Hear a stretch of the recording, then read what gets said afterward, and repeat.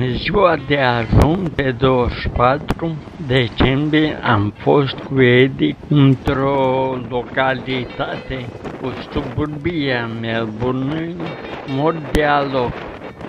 Așa părea o localitate de recreere, cu o plajă mare, multe bărci în port. În păcate am prins o vreme cam rece. Era soare, dar bătea un vânt puternic.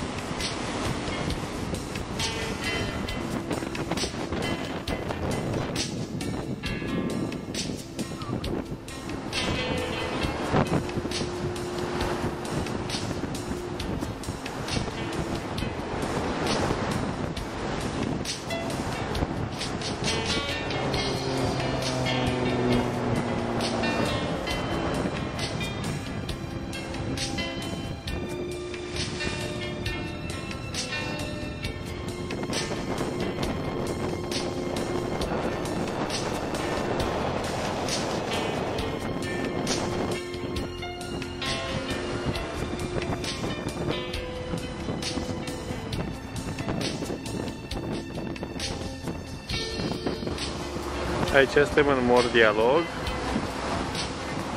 după vizita făcută puțin la mare.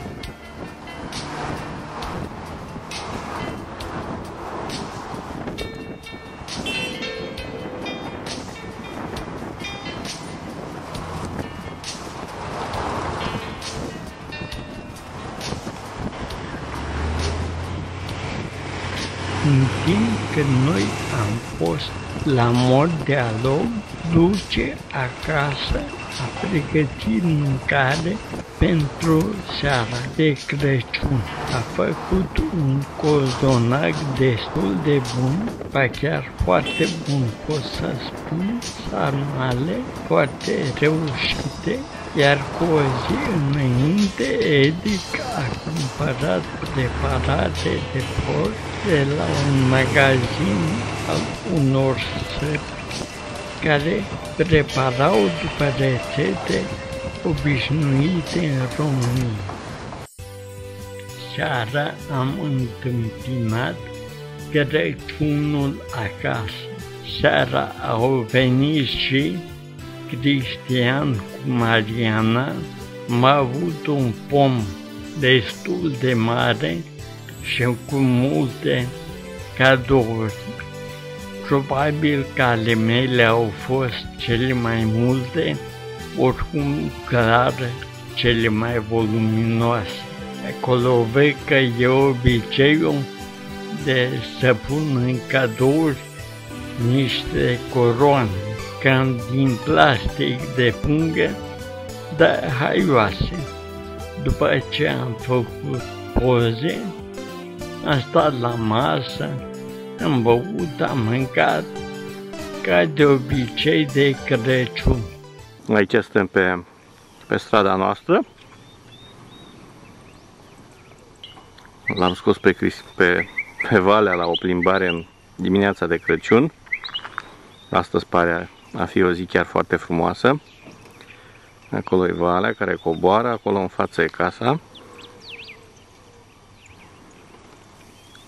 Asta e mașina lui Luci.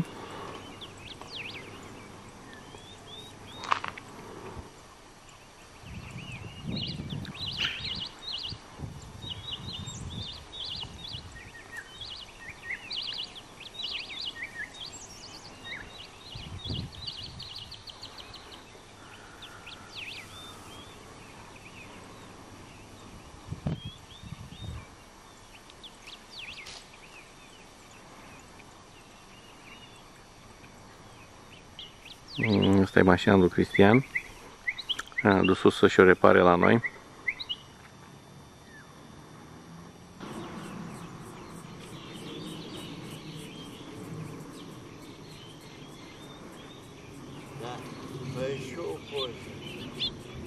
În general, în zonele acestea cu case, foarte puțină lume pe străzi. Rar vezi câte un om, iar în ziua a doua de Crăciun chiar nu era nimeni și nici mașini. Tot la noi în cartier, în drum spre un magazin, o plimbare de dimineață.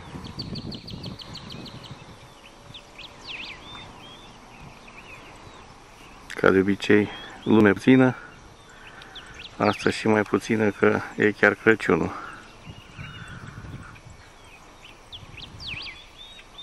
Vremea e să vă treziți, sculați de nu dormiți.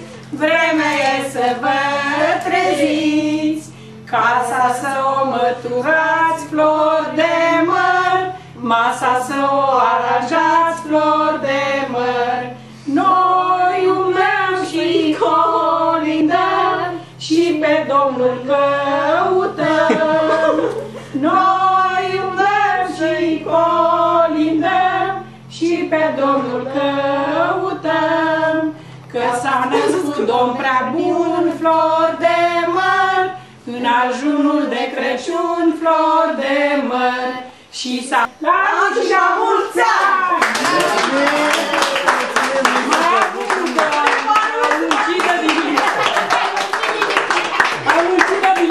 Mai am unul.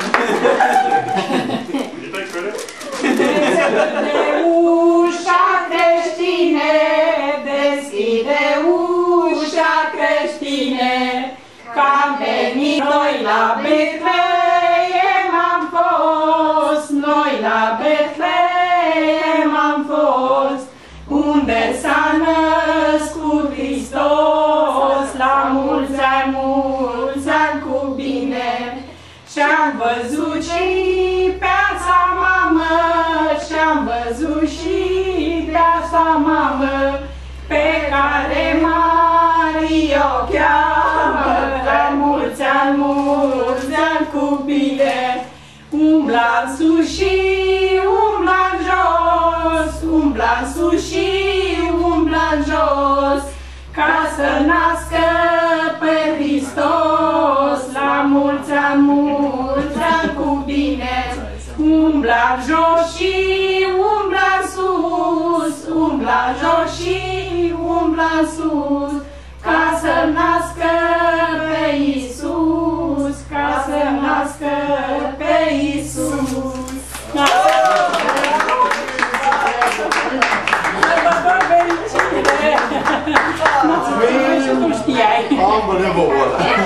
Aici în Australia n-am fost niciodată colindat așa. Tot în zilele acestea de Crăciun am fost invitați și la familia Gheorghiu Petre și Margareta.